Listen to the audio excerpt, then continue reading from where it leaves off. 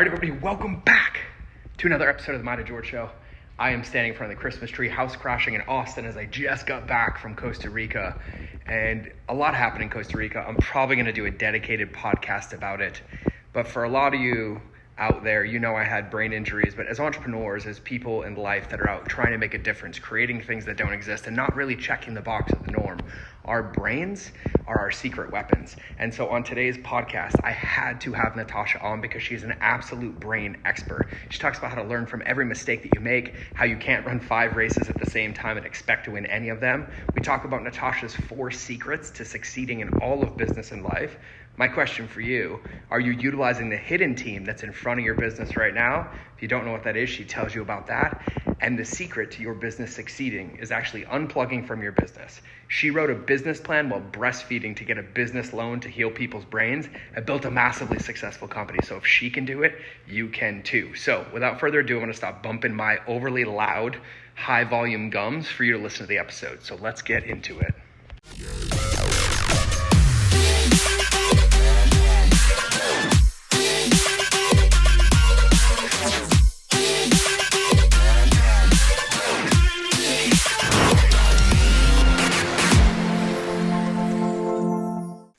And welcome back to another episode of the Mind of George Show. It is a free-for-all Friday, and today I am joined by an extraordinary human being, one who I respect and value near and dear to my heart. As some of you know, I had one too many head injuries, which is why I'm intelligent with marketing, is what I've convinced myself. But I got rattled a couple times with bleeding on my brain and traumatic brain injury and went through this whole spectrum of life waiting for somebody to come help me. But I didn't know this person then, but I know this person now. And this person is an absolute rock star as a human being, as a mother, as an entrepreneur, as a business owner, as a healer, as a therapist, I don't even know how to describe the amount of heart, passion, and care wrapped into one human being. So instead of me describing it, I'm just going to welcome Natasha to the show. So Natasha, welcome.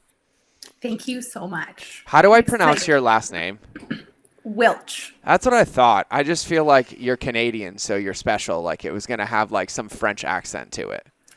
The specialness isn't actually how you say my first name. Ah, which is? So Americans, every American saying it's Natasha. Natasha. Yeah. Every Canadian says Natasha. Natasha. Yeah. I can see that. Wow. That one's hard for me to say. I just go by both. I almost want to be like Natasha.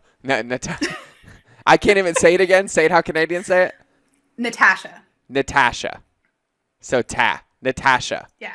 So Americans say Natasha and Canadians say Natasha. Exactly. Tash. I'm programming it in right now. Okay. So and just so everybody knows, Natasha and I know each other really well. She is a dear friend. She is in my mastermind. We spent a lot of time conversing, working, and we just had an absolute amazing time at our virtual event, breaking through some stuff together. But she listens to the show, so this first question isn't going to catch her off guard, but I'm going to ask it anyway. So, Natasha, as you look back at your business, your career, and let me give some concepts to this. You have an in-person clinic. You see patients in person. Like you have brick and mortar, but you also live online, and you also have digital, and you also balance both worlds really well. But when you look back at your entire entire business journey, what is the biggest mistake or lesson that you've made and learned, and then how do you carry it forward into today? Well, I literally, because I knew this was going to be question number 1, I thought about this. And I am that believer, like I think all of us, we learn from every mistake we make, right? Mm-hmm. And for me, I am this queen of wanting to do everything. Like my brain never stops in the things I want to do, the services I want to offer, the way I want to help. And I would say my biggest, that I still have to rein in all the time. And there were times where I try to do everything at once. And so like we did the brick and mortar, and then I launched telehealth, and then I did a wellness series, and then I tried to do this other thing. And they didn't all pan out. And so this realization that I can want to do all these things and I can do them all, just not at the same time. And that is a lesson I'm still continuously, like, because I had ideas that probably would have worked out really great if I had not tried to do them at the same time as the other 3 things I was doing. That those ideas really just kind of crashed and burned, to today being like, I still want to do, like, my list is massive, but recognizing that I want to do each thing really well. And so it's not that flip of, I'm definitely not that person that something needs to be perfect before I launch it. I don't have that issue. Sometimes I have the reverse. It's like, I just want to get it out there, but I haven't thought it out well enough yet, and haven't allotted enough time to make it be successful. So learning to, you can do it all, Natasha, just not at the exact same moment. Yeah. Well, you said something in the beginning, which I thought was funny. You're like, oh, we all learn from our mistakes. I'm like, I didn't learn from my mistakes. I didn't make those things like 78 times in a row to even realize. I didn't necessarily learn it the first time. Yeah, there we go. Okay, so eventually the mistakes will either kill you or you'll learn from them, because one of those 2 things will happen. So I love that. And yeah, this actually came up yesterday when I was on a call with somebody about, like, we sit here and we're like, okay, I want to be the best in the world at X, but then we spend a lot of our time playing other sports or doing other activities, and then we get upset that we didn't achieve gold in that sport, but yet we gave it our, I just woke out of bed, I'm not even going to warm up kind of effort, and then we get upset about it. And so I'm going to pull that thread a little bit for you, because you always have stuff on your plate. Always, right? Yes. Whether you pick your lane, whether it's mom, whether it's partner, whether it's business owner, in-person clinic, online, developing software programs, doing your own work, doing all your internal stuff, taking care of your health, taking care of your fitness, right? Like, you're like, all the things, because I'm going to heal the whole world. And like, you are, right? And so now when you look at that, though, as you bring your awareness to, I can't run 5 races at the same time. I can only run 1, right? How do you now go about making sure that you give yourself enough space to realize, like, what you're trying to accomplish? And then how do you prioritize in that to choose where to spend your time and attention?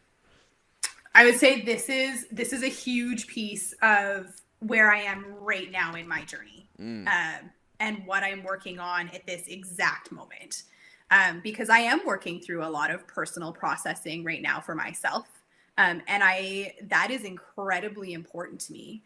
And knowing and learning even through that own process of how much of my attention that takes, how much, almost, I'm going to say recovery or downtime that takes to truly actually work through that moment and process through that moment, instead of just doing something, putting my head down and moving on. So I'm learning that giving myself the time, not only for the task or the action, but the afterthought, to truly feel the impact of what you're working on and working through, is incredibly important.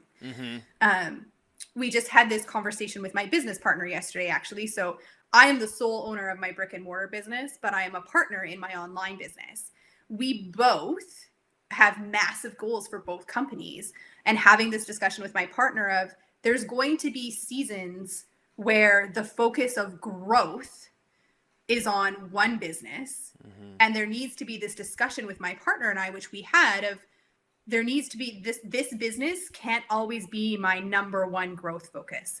This business needs to be a space where we grow, we do the reflection, we do everything we need to do, but then we need to let this run so that I can shift gears to grow the other business. And in the past, I would have tried to do them both at the same time. So it's really finding right now, I mean, I have 3 kids. My son is 7 and he BMX races. I know our summers are spent at a lot of BMX tracks. So it's having really wicked team members. Which my clinic team is gold. Like, they're such an awesome group of people. We are currently building our Compass. So Concussion Compass is the online business. We're building that team. So we are surrounding ourselves with awesome people who kick ass at what they do, so that I can block off the time I need to block off for each of those things, so I can do those things I want to do. Those priorities are key. And right now for me, my personal journey that I'm on is one of the top priorities, no question.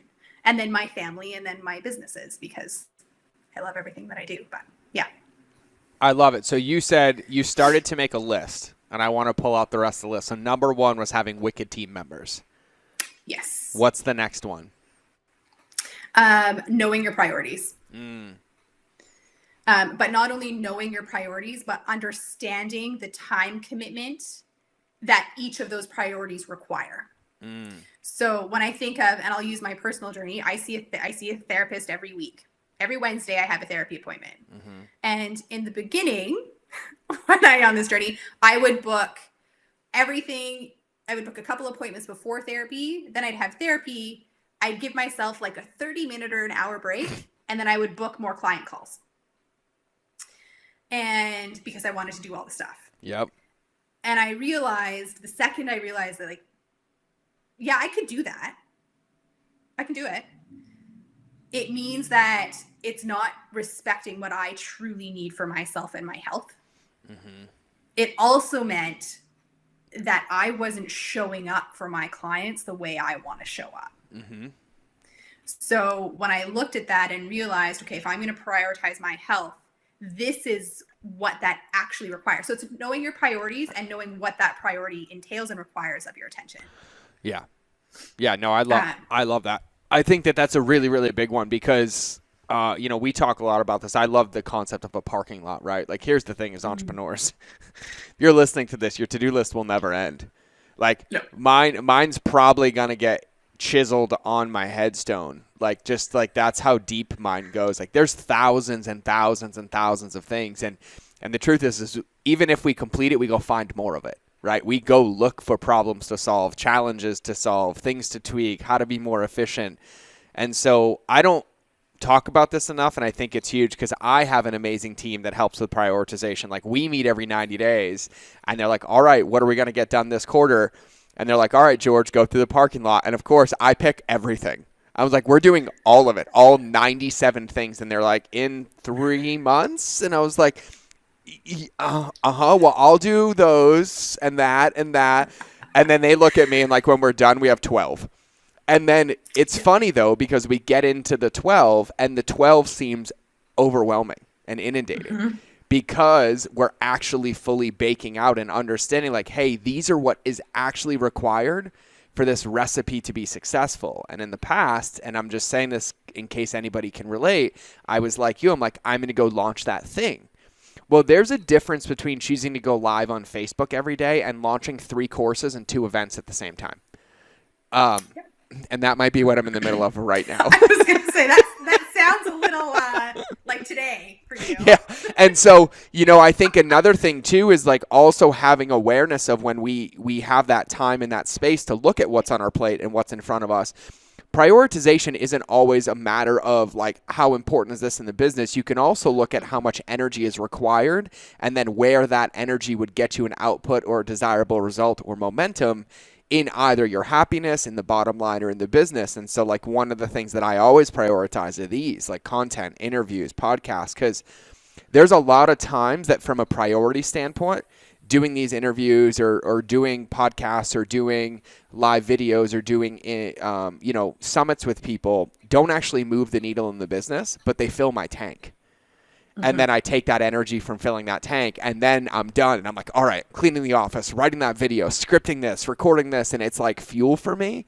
And so I think it's really important to understand like when you're thinking about prioritization, what you're prioritizing it against. Like you have to fill your own tank. You have to make sure that you're happy and you're aligned to what you want to do. And then that it's aligned to the business, your goals, and where you want to spend your time.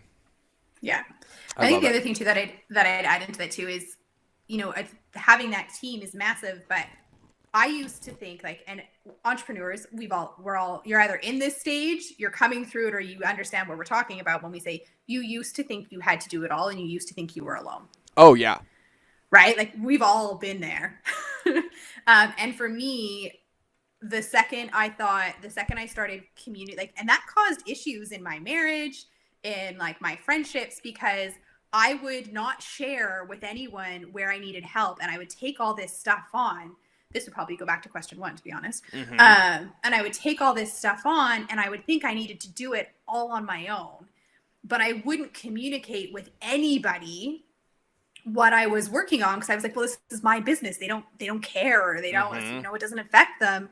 But it affected them huge, because it affected my attention. It affected the quality of myself that I could bring to my friendships and my relationships with my husband. Yep. And it started causing challenges. And so that other thing too for me is having that kick-ass team, but understanding how to communicate, and communicating with the people that are close to you in your life that you do care about. Now, so example, we're going into a launch mode in April, and my husband and I had a conversation the other day, and I'm like, here's what's happening. Like, here's our goal. Here's what this looks like. I think for my work schedule, like, we're sussing it out. And then he's on board. Like, he stands beside me. He cheers me on because he knows what I'm doing. Mm-hmm. And we can share the vision together. Same thing with the mastermind family, right? Like, being able to have that family that I can be like, hey guys, I'm stuck. Or here's what I'm working on, or can I get some feedback or some thoughts? Like, having that, and having people that you can surround yourself with to communicate with. But that key is that you have to communicate. You have to lean in. Yes. Yeah. And use those things. Yeah, I think, and you and I are very similar in this sense, because I've gotten all that feedback in the past, right? Like, I'm going to work for my family, for my kids, and then I get home and they're like, you're disconnected, cold, snappy, short, condescending, and all of it really, when you get down to it, for me, was all me just not sharing how I felt or what I was up to. So then I was like a ticking time bomb, right? Like, ready to explode. So then when they're like, hey, can you make dinner, which is something I enjoy doing for the family, I'm like, no, I can't. How am I supposed to do boom, boom, boom, boom, boom, boom, boom? And it's not even like in that moment I was going to do boom, boom, boom, boom, boom, boom, boom. It was just like, hey, I'm holding this dynamite and expecting it not to explode and blow me up from the inside. And so one of the things that I would love to talk about really quickly before we get into your story is, by the way, I have like IP for you over here, like your 4 secret steps to succeeding. I already wrote them down. I love it. I'm like outlining your IP for the end of this episode. Just when you want to go coach entrepreneurs when we're done building your concussion clinic in Compass, to billions of dollars. But one of the things about team, and you said this, but I want to highlight it a lot, when you said having wicked team members, I think one of the mistakes I made for a long time before I got to here was thinking that team was only people that I paid for to be in my business, not the people that allowed me to go into my business, right? Like, my kids are my teammates. My wife is my teammate. Like, my therapist and my teammate, right? My fitness coach, my nutritionist, like, some of my friends that text me throughout the day that still have no idea what I do are still my teammates, because anybody who interfaces with me every single day at some level has an input, support, or ability to help shift me or move me. And one of the mistakes I made for years was not looking at them as teammates. I was trying to compartmentalize or isolate those. And so you said it because you're like my husband, and boom, and it's like, he's not a line item on the P&L, right? Like, he's not on salary, even though he should be for tax breaks. But that's a whole different podcast. We'll leave that one there. But I think that that's really, really important to understand. And have you noticed that same thing too? Like, when you spend more time with your son at the BMX track, and like, you get clear, you come back into work, and when you talk to Molly outside of even work, and like segmenting that to like, hey, this is what we do together, but also this is how we exist without the work. It's huge. Like, I used to be, and I won't lie, like, I still fall into this trap of, head down, grind, work and work and work and work. Yeah. And then you also feel, or at least I feel, like I get stagnant. My ideas stop flowing. I never reach that flow state. And taking that time to like be at the BMX track with my son is probably one of my most exciting things in the world to do. And then I literally just talk about concussion to a bunch of people as well. I can't help it. There's like a massive crash, and I'm like, oh my God, please tell me you screened him. I love that. You're like, okay, I'm the BMX mom now. Got it. Pretty much. I stand on the track and do my thing and watch the corner and do the finish line. But anyways, like having those moments where I get to be mom, I get to, like, my husband and we have been very good at like setting our date nights for like at least twice a month, or our date days at this Renee now. Molly and I actually just booked 2 nights and 3 days at like a cabin up the island, so that we can literally have some time to like peace out, like go meditate, go walk on the beach, go just be. Because when you actually shut down from work, when you take that time to be with the people who fuel you in every other way of your life, your ideas of your business explode. And that's when my ideas happen. That is truly when I get out of the like day to day. Like that's when the like, holy crap, like this would be amazing happens. I love that. So you can really go for romantic long walks on the beach with your business partners as well and build it good. Now, and I actually, it's really, really interesting, right? It's like the whole, fishbowl conversation, container conversation, right? Like you can't see it when you're on the inside, right? But we're trying to get perspective of this giant world where we're limiting ourselves into like this 1 foot container. And, I say it all militaristically, or I was a skydiver forever. And like we all have to pull our ripcord. And eventually what ends up happening is if you isolate and you do this alone, you never pull your own ripcord until it's too late. If you have a good team around you, they'll tell you when to pull your ripcord. Because the inverse of it is that it gets yanked for you and everything loses. And I think one of the things here is that you can't be effective. Like name me one, world-class athlete that runs their race 24 hours a day, 7 days a week, 365 days a year, right? Name me one chef who all they do is cook and never eat, right? You have to enjoy and reflect on the result. You have to taste it, you have to pause, and you have to do it. So you got to pull that ripcord and reflect. And so what I would love to hear, because we can unwrap business in this all day, but I would love to kind of hear like how you got here. Like you went from Natasha. Yes, there you go. Oh, it's really like interesting from a dialectual standpoint of like just the subtleties. And I don't have do I have an accent? Not to me, you don't. No. But then I'll come to the US and people will say like, "Oh, I love your accent." You don't have a big one either, but here's what's interesting. I grew up in Boston, right? So like I can go Hupak the Cod, like it's all there. But when I joined the military, I left Boston and went to South Carolina.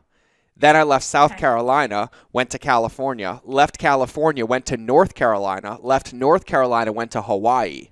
And so like there were parts where like I had a Boston accent with a country twang, and then I added the Boston accent country twang and spoke pidgin living, and I'm like, yeah, brother. Like, and then I left Hawaii and came to California, and it just like nuked everything out. And then I'm like, I feel like I don't have an accent anymore. I don't hear an accent when you talk. Yeah. Yeah. So, you want to know how I'm pronouncing your name in my head? Yes. I'm saying stash before I say Natasha. That works. Because it's like, I want to say like Natasha, but it's Ash. Yeah. It's Natasha. So I just say Natash. Yeah. Is this helping my brain? Is this helping my brain injuries? It is. It is a brain challenge. It's hilarious. So I used to compete in West Coast swing dancing, and all my competitions were in the US. All the conventions we went to were in the States. And so I had a boyfriend at the time, and not every American says Natasha. I don't care. Like I really don't. But the person I was with at the time would constantly correct people. It's Natasha. It's Natasha. He's like, Ta. And I'm like, no, it's fine. It's fine. Oh, it's actually really, it's almost like a tongue twister for me. And I talk a lot. Like I'm really good at picking up. And we had another one at our last event. You'll meet one of them, but we had two amazing gentlemen. Both of their names are spelled the same. Karan. Okay. One of them's Canadian. One of them lives in the U.S. It's Curran and Karan. I would say Karan. You would say Karan. Yeah. So, Curran and Karan. And it was like they were both at the event at the same time. Gosh. Right? And so it's spelled the same. And it's spelled identical, and they were both like on my team or us working together. Yeah. And so like it was, and I was like, who are you talking to? Wait, which one? Did you say the right name with the wrong pronunciation? Was it the wrong pronunciation to the right person? Who am I talking to? Like, and I'm like, that one was probably one of the hardest ones because they're spelt the same and they both preferentially pronounce them different. And I can't stand not pronouncing somebody's name right because I feel like it's the ultimate form of respect is to be able to hear somebody see them and say their name. And so I will be practicing how to say Natasha until it comes out second nature. And then I'm going to figure out now whose name I'm going to mispronounce because my brain keeps saying Ash. Your brain keeps flipping the A. I love it. I love it. I'm doing brain practice as we speak here. So what I would love to hear is kind of like, where'd you start? Like Western swing dancing, right? Like what was it like in the beginning? What got you into where you are now? What was the shift into brain? Like I would kind of love to hear the evolution.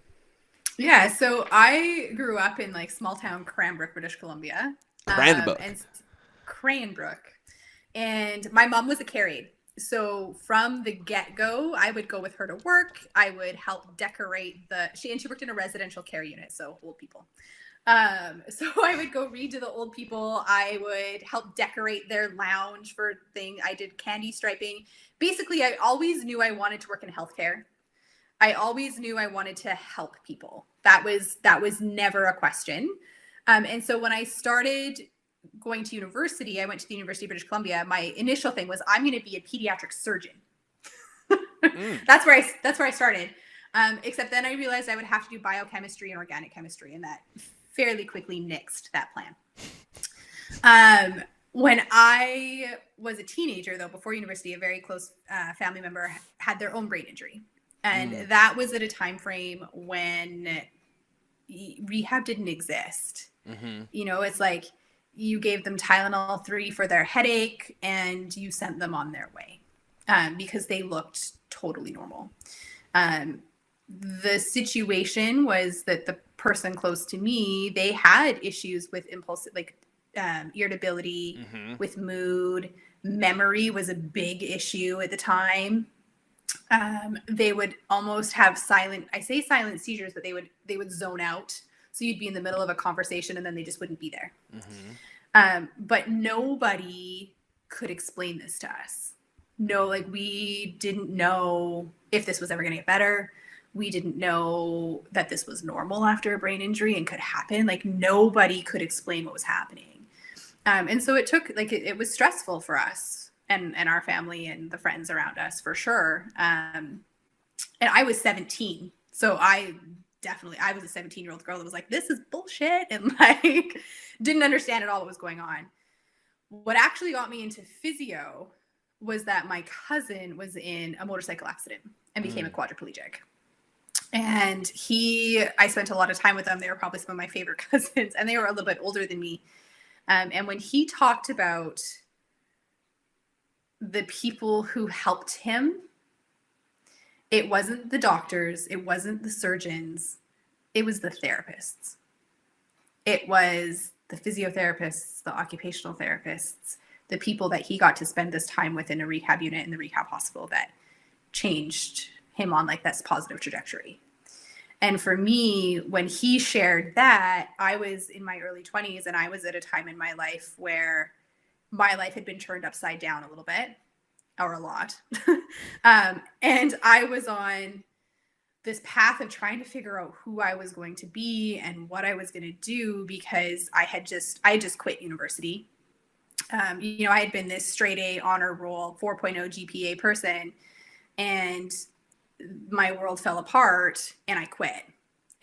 But I always knew at the root, I always knew I wanted to help people, and I just needed to figure out how the heck that was going to be and how that was going to happen. So my cousin and his story really inspired me to look at the therapy room. So I went and volunteered for 2 years at the hospital that he'd gotten treatment at, and loved it. And so that started me down the started me down the physical therapy path in general. And then became a physical therapist, worked in the hospital system. My husband is a police officer, so he's with the RCMP in Canada. And so we transferred from Vancouver over to Vancouver Island in 2015. And there, I had a 4-month-old son. No one knew who I was. I didn't know anyone in this city whatsoever. We transferred because of my stepchildren. So my 2 oldest children are my stepchildren. So we transferred here so we could be part of their lives on a daily basis instead of just coming to visit. And I didn't know what I was going to do for work. I was a neurological physical therapist. So when I started, I loved working with strokes and spinal cords and Parkinson's disease. There was something about being that person to help someone take that first step again or stand up that just like filled my bucket. Like you couldn't, like I can't even put words to it. And so when we moved to Nanaimo, which is where I am now, there wasn't a clinic that could like absorb me into their team that did what I did. And so that literally meant like, okay, well, do I do this on my own? So my son was 4 months old when we moved, and then I had to write a business plan. So I decided I was going to start Symphony, but I didn't really know what the heck I was doing because I don't have business training or didn't have business Welcome to training the at all. path of success as an entrepreneur, because me neither. No business training. But literally I said, so I had to write this. I needed a startup loan. I needed some equipment. My plan was mobile. So I was literally just going to drive to people's houses and do their therapy in their house to start, to suss out the need of this community that I had just moved into. But I needed to write a business plan. And so I said to my husband, I was like, Hudson was a stubborn baby who wouldn't take a bottle. And I refuse. I'm that mom that I'm like, this is going to sound terrible, but I refuse to let my feeding infant dictate my schedule. Mm-hmm. So my son was on scheduled feedings. Obviously, if he was hungry, I fed him. But so I said to my husband, I said, I need you to take a block off work. I need 8 days to write this business plan. And so literally what we did is I would wake up in the morning, breastfeed my son. I would go to the library, write my business plan for 3 hours, 2 hours, come home, feed my son, go back to the library, etc., etc. And I did that for 8 days straight. And we got the business plan written, and I got the funding. And then I launched my business. And so since then, basically I had this like timeline that I expected to happen. It was much more accelerated than I anticipated. I started going to people's houses, dragging my bag around, and it was purely that neurological focus still. I carried a massage table, a rolling stool, and a hockey bag. That was my clinic. And then I opened a brick and mortar clinic, and then things kind of exploded. And so what happened and how I actually got more into the concussion world. I'm a person who likes puzzles. I like to figure things out. I get really bored when it's the same thing over and over and over again. I don't feel stimulated. And so there was an occupational therapist in town who referred, she had this concussion client who wasn't recovering. And her thought process was, well, Natasha's the neurophysio. So concussion is the brain. Let's send her to Natasha. I got the referral and had no idea what I was doing. And I hate that feeling. To be the therapist that someone's coming to help them get their life back, and I don't know what I'm doing, like, and I'm charging you money. Mm-hmm. That doesn't sit well with me. And so like I did this assessment, I like pulled back on went back through my repertoire. But I immediately started searching for education and started reading papers and books, and I loved every second of it. And that client literally was my kickoff point to diving down the rabbit hole of a deeper understanding of the brain and its intricacies and concussion and health and those pieces than I ever had before. And I've just kept diving down that rabbit hole since that day. And that was 6 years ago, I think. And now my clinic, so we outgrew that space. We grew into a bigger space.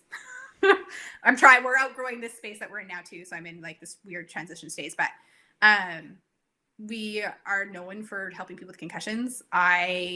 We do other physiotherapy stuff as well too, but we'll get people that come travel and come work with us. I consult with people around the world, and my predominant focus now is that concussion focus, but also just understanding how the brain works to be able to help people in terms of just overall brain health and performance, and fueling you and optimizing your brain, because you can do things today that are going to potentially prevent you from memory issues or challenges down the road. And so trying to be and help inspire people to be more proactive in their brain health and less reactive as well. Yeah, I love it. And so now when you say you help people with concussions, right, can you give an overview of like what that means? Because I have a undertow to this one and a follow-up question, because I have very carnal knowledge of this subject. But like, just for everybody, like, what does that mean? Like, what does that look like when you say like you help people with concussions? Yeah, so it's multifactorial, to be honest. So that can be it starts as simply as actually educating people about what a concussion is and how it can affect your life. Like that's step number one.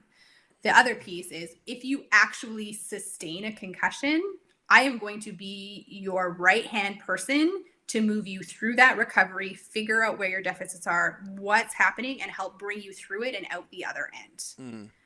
What that rehab actually entails is very person specific. Totally. So where I'm good is that I'm really good at identifying and figuring out kind of what's gone wrong. And if I'm not the person specifically who can help you with that issue, I know who to send you to. Got it. So here's my question. What is a concussion and how does it affect you? Good question. It's almost like you teed it up and wanted me to ask it. Right? Yeah. What is it? So a concussion generally, so it's a mild traumatic brain injury. So it is typically comes from an acceleration deceleration where your brain shifts and you get this shearing and twisting of the axon. So an axon is how your nerves communicate with each other within the brain. In the brain, it causes what we call a functional disturbance. So what that means is that if you were to go get an MRI or a CT scan, your brain looks normal. You don't see it. It doesn't show up. Killing some like old school myths really quickly. You do not need to hit your head to get a concussion. Nope. At all. You do not need to lose consciousness. Nope. To get a concussion. And in fact, like maybe 10% of people with a concussion actually lose consciousness. Symptoms do not show up right away for some people. Symptoms can evolve over time. And so what is hard, and you obviously, you don't see it. So what's actually happening when you get a concussion is this physiological, biomechanical, metabolic cascade of events within your brain that's affecting its energy supply, its oxygen supply, and how it functions. So it can have widespread effects throughout how you, function. So whether it's vision, whether it's headaches, whether it's balance, whether it's dizziness, whether it's mood, whether it's your hormones, whether it's cognitive, there's so many different domains, and we can talk about that if you want. Yeah, go for it. So when we look at the phenotypes or the domains of concussion, the old school, shake it off, go back out there. Please don't ever do that. Like never, ever. You have this period where you sustain a concussion that if you go back and get hit again, you could develop second impact syndrome, which is life-threatening. And I think the other false things we always hear is like, once your symptoms recover, you're good. That's not right either. Right? So once your symptoms recover, especially in this acute. So when I talk about acute, it's a fresh concussion. It's just happened. When I talk about persistent, it means it's been 4 weeks and you're still developed and beyond, like 2 years beyond for some people who are still having concussion symptoms. And so in this acute phase, if your symptoms go away within 10 days is normal for an adult, your brain is still not done recovering or healing. You now have between like day 10 and I'm going to say 14, what we call this window of vulnerability, where if you were to get hit again or you go past your exertional demands, you're going to reflare your symptoms or potentially re-injure yourself. So for the brain to like truly heal in that acute phase, you're looking at closer to that 21-day window for all that metabolic physiological stuff. But when we talk about these different domains of concussion, there's mood affective. So that's anxiety, depression, emotion, irritability. That's what fits into that window. When you think of physical, you're thinking of, or then this can break down into vestibular. So vestibular is it's an apparatus in your inner ear. Legit, basically, it helps you process acceleration. It lets you know where you are in space. It factors into cognition, all those sorts of things. So that's like dizziness, headaches, balance, those sorts of things. Vision can absolutely be affected, but it's not visual clarity.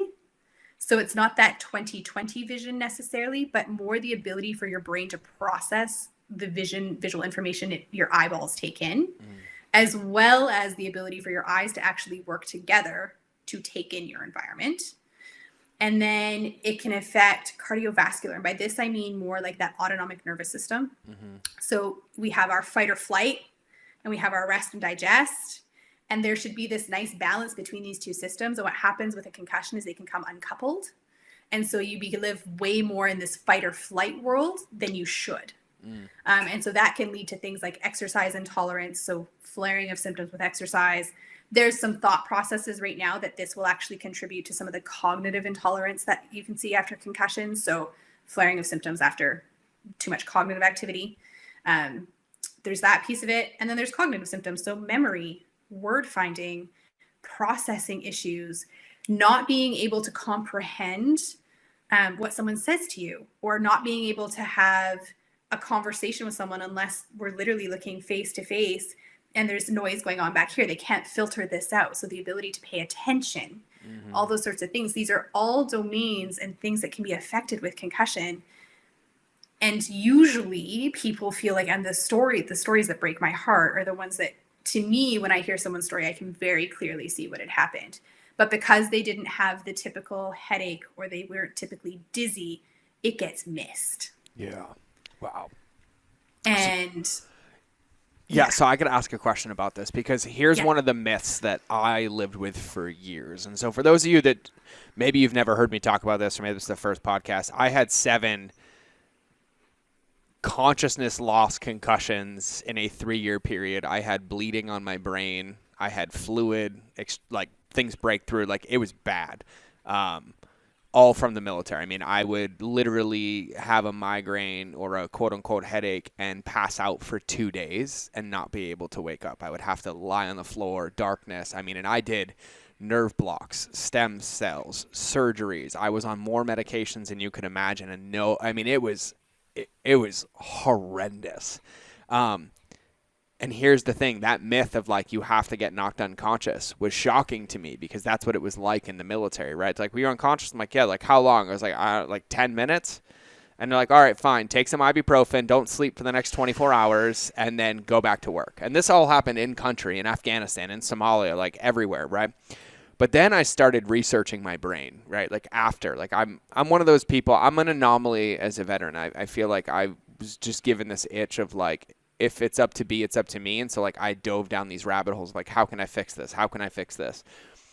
And then what was shocking to me is I figured out what could actually cause a concussion. And it was not like I thought it was, right? Like, it wasn't like I had to see stars or I got smashed unconscious. I started studying the effects of shooting one bullet and the micro concussion that can be caused just from the force of that, which is not considered a force. It's no different than a high five. But it's the positioning of a buttstock of a rifle on the side of your face with all of it happening simultaneously. And I was like, holy moly. So can you dispel like maybe even specifically like how simple it can be to get a concussion?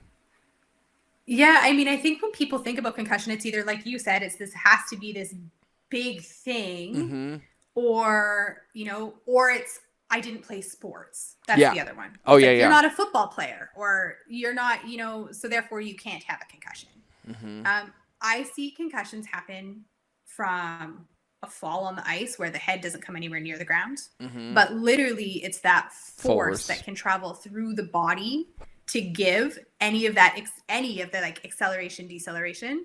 And I think the important thing to remember too, so way back when we used to talk about like mild, moderate, severe concussion and how that could precipitate your outcome, we don't define it that way anymore. It's because that severity doesn't necessarily dictate your recovery.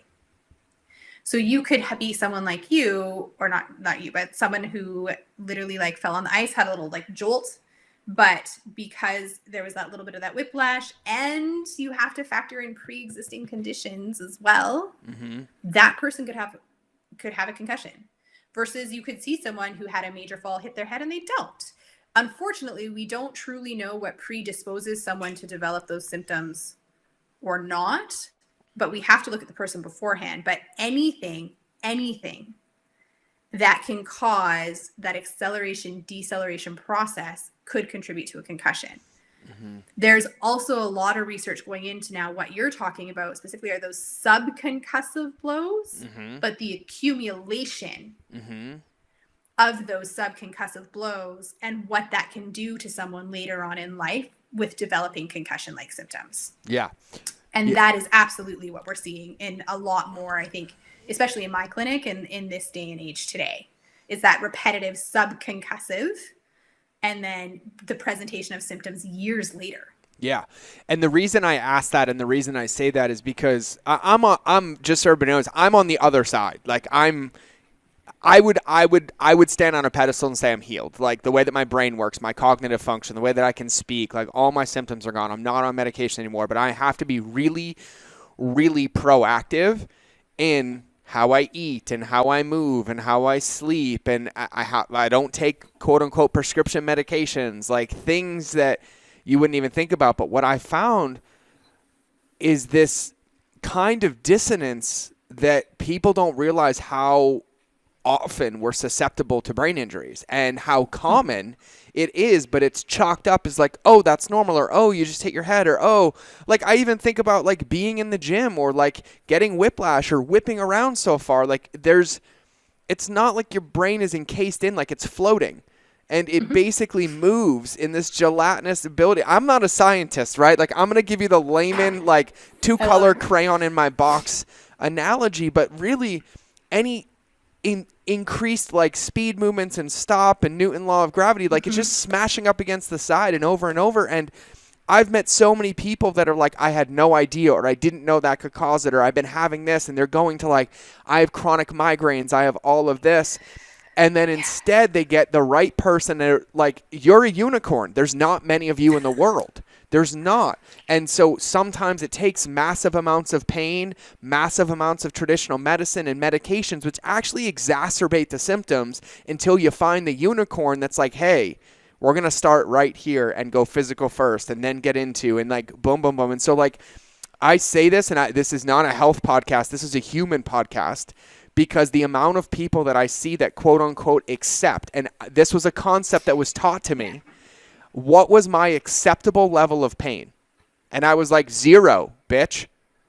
And they're like, no. But for years, they're like, here's 90 hydrocodone a month. Here's Maxalt. Here's your Imitrex injections. Like, Natasha, if you saw what I had and what I had to do every day, and I was given from blood thinners to 2 Imitrex shots a day to hydrocodone on top of Maxalt, for 2 years of my life, you would literally cringe, and those people should go to prison. Like neurologists assigning that to me. And I'm like, on what? Like, yeah, this isn't normal, but nobody ever got to the root of it until my wife did. And she's like, you're done.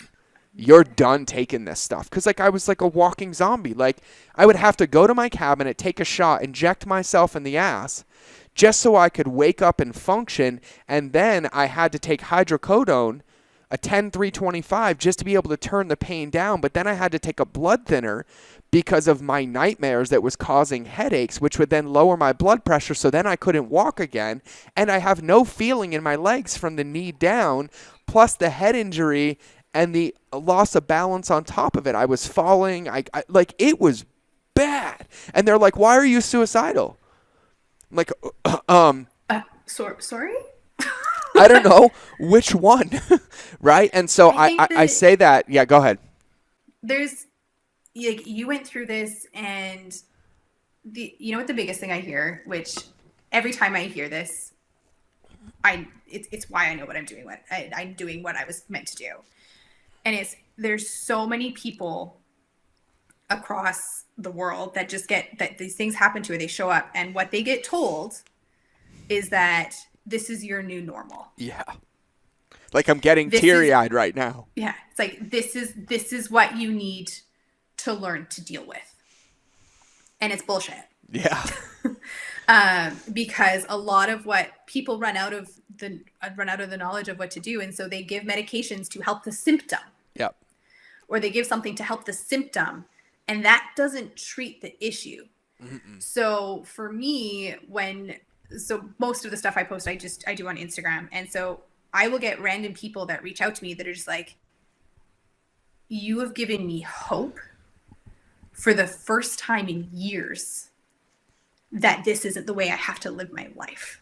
Yeah. And then to be able to connect with that person to say like, I like, what are you going through? What are you living with? What have you done? What have you tried? And to be able to give them a path to say, this is not how you have to live. Neuroplasticity, our brain's ability to learn and change, exists as a gift to us for our entire freaking lives, which means you never have to be satisfied with where you are at this moment. If you want to do the work and you want to change, and you can, but you have to find the people who believe that with you and who have that skill to help you understand what the frig it is you're actually dealing with. Headaches. There's headaches can come from like a gazillion different reasons as to why you can get a headache. If you come to me and say, I have a headache, I'm going to follow that up with a list of different questions to try to figure out what the root of your headache is. Because I can probably guess it's going to be different than the ones that I get. You can't treat them the same. But people try to do that. And so the biggest, like, connecting with people to say, like, you can do this. Like, there is hope. This is not the way. If you've been told this is your normal and this is how you have to live, it's bullshit, and you don't have to accept that. And so getting to connect with people and hearing people say like, you've given me hope, or I can do this again, or that seeing people get their lives back is what keeps me going. So. Yeah, I'm just being quiet for a minute because I haven't been in that headspace in a minute, like a couple years, and it's infuriating. And here's what I'll say: like I don't really think anybody gets into the medical profession out of malice, because no human being would ever sacrifice that much of their life and that much to do it. And what I became a product of was a broken system where, like, standard of care, right? Like, and I'm just going to say this to give the people in the VA props, not the VA, the Veterans Administration, right? But like, standard of care is like, if you have a GP, like, they have maybe 300 patients, right? Like, the VA standard of care, I think they said was like 400 to 1. My doctor was 2,700 to 1. 2,700. And that's normal. Oh, wow. Like, that's normal. And then 7 months to get a neurology appointment, or boom, boom, boom. And so, like, I was blessed enough that I had this hunger in me to succeed, and I made money. But what most people don't know is I personally paid for every ounce of my healing. And what I struggle and get pissed off about is the veterans that, like, can't get out of bed, or the ones that, like, can't function, that are living on disability, that have to wait 6, 7, 8, 9, 10 months and are pumped full of medications that exacerbate their symptoms because they're a number in a deck. And I don't think the doctors and the nurses want to be that, but it's a broken system from the top down. And so the one reason I'm saying this to everybody is, in my opinion, it's all of our responsibilities to advocate for our own health and brain health, and also for those around us. Because what I've noticed now as somebody who's on the other side of it, and this is probably like you, like, you'll watch somebody on video and you'll see a tick, you'll see them talk about something, you'll hear a symptom, and you're like, hey, can we talk about this for a minute, right? And I think all of us, like, as a community and as a world in general, like, getting back into that community aspect of, like, hey, we're here to help each other, we're here to serve each other. And so I wanna shift a little bit. Thanks for letting me vent for a minute. I would have gone on like a 20-minute tirade, by the way. I'm glad you interrupted me. So I'm not irritable, but I can tap into that anger and frustration. So one of the things that you did say earlier, though, that I think is really, really important, applicable to anybody who listens to this, is you talked about how most of the time what ends up happening with us as our brain is, like, in my opinion, we take it for granted like we do oxygen, right? We only focus on it when we can't get it, right? And our brain is like, we only focus on it when it stops working. And so what I would love to hear from you and your expert opinion is, like, what are the things that people can be doing every day to help their brain, to feed their brain, to love their brain, to sleep their brain, nutrition for their brain? Like, what would be your default? Like, if you had to do these things every day, like, to guarantee that, like, you're healing it, you're increasing its chances of longevity, and you're really being proactive, like, I would love to hear that. Here's the best part is it's going to be things you've all heard before. Yes. Because it's not hard stuff. So truly, like, the fundamentals to me of, like, having sustainable brain health is nutrition, And particularly nutrition, not like, and I don't want to go into like, not like you don't have to be keto, you don't have to be paleo, you don't have to worry about any of these like specific diets, but it's making smart nutrition choices. So particularly, and I'm just going to say like broadly, like more of an anti-inflammatory predominant food diet. I don't care if you intermittent fast. I don't care about all that stuff really. I do, but anti-inflammatory smart nutrition choices is number one. So I will say with a lot of our clients too, especially if headaches and things are part of it, two of your most inflammatory food groups out there are dairy and gluten. And like anything processed, right? So as much as you can as a human, just making healthier food choices is going to be one step in the right direction. Hydration, good old water, super important. As well, tying that into nutrition piece. Exercise. Everyone's looking for, I find so many people are looking for that magic bullet, right? That one pill that can do something or anything. Your magic bullet is exercise and activity. You look at the research that surrounds improvements in cognitive activity, improvements in attention, helping people with dementia and ADHD. There's all these studies that support exercise as being that thing. Literally, doctors should prescribe exercise on a prescription pad, and I think more people would do it. Literally, it's just like, here's your prescription. Go exercise 5 times a week. Done. And it doesn't have to be intense. Like, get out and go for a walk every day.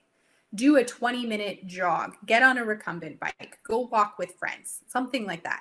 So exercise is key. Sleep. Oh my gosh, sleep. If you are someone who struggles with sleep, make that a priority to figure out. In our different stages of sleep, we have different things of healing happening.